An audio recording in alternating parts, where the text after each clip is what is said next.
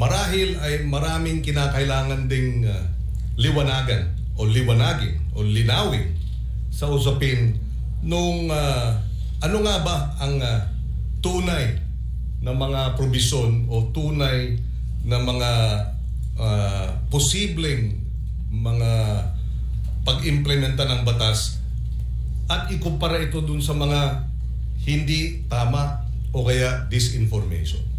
Unang-una sa lahat, hindi po tama at hindi ito naaayon sa batas na walang pananagutan ang kabataan na nagkakasala.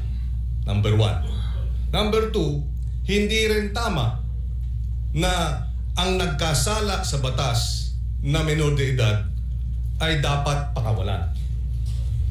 Number 3, hindi rin tama na kapag ikaw ay below 15 at up to 9 years old at ikaw ay nagkasala ay dapat kang pakawalan. Maliwanag, noong 2006 na ipasa yung batas, nakita ang ilang mga naging problema sa implementasyon ng batas. Kaya noong 2013, ito ay inamendahan